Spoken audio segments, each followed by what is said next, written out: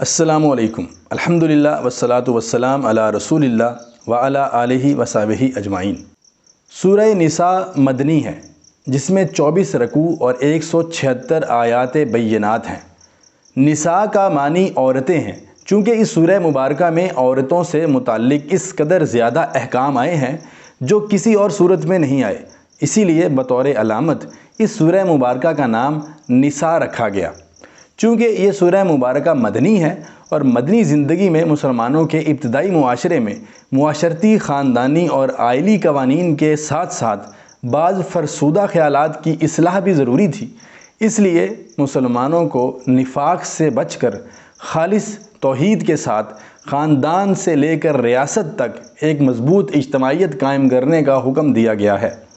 جس طرح سورہ بقرہ میں یہودیوں اور سورہ آل عمران میں عیسائیوں کے خلاف فرد جرم عائد کی گئی تھی، اسی طرح اس سورہ مبارکہ میں منافقین کے خلاف فرد جرم عائد کی گئی ہے۔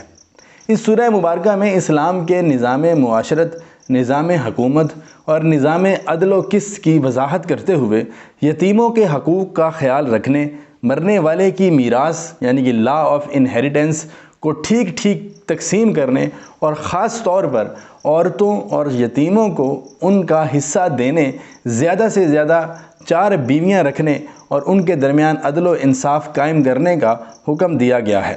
اس کے علاوہ 15 محرمات، نکاح کی بنیادی شرائط، پڑوسیوں اور رشتہ داروں سے حسن سلوک کرنے، اچھی سفارش کی فضیلت، قتل کے جرم میں قصاص اور سفر کی حالت میں نماز قصر کے احکامات بھی بیان ہوئے ہیں۔ یہودیوں کے خیالات کہ حضرت عیسیٰ علیہ السلام کو قتل کیا گیا اور عیسائیوں کا حضرت عیسیٰ علیہ السلام کو اللہ کا شریک ماننے کی مذمت اور تردید سمیت جہاد کے احکام بیان کرنے کے لیے یہ سورہ مبارکہ نازل کی گئی۔ 5ویں پارے میں گھر کے نظام کو درست رکھنے کے لیے یہ ہدایت دی گئی ہے کہ گھر میں حاکمیت اور ذمہ دار ہونے کا درجہ مرد کو حاصل ہے۔ خاندان مل کر معاشرہ بنتا ہے اور معاشرہ مل کر ریاست بنتی ہے۔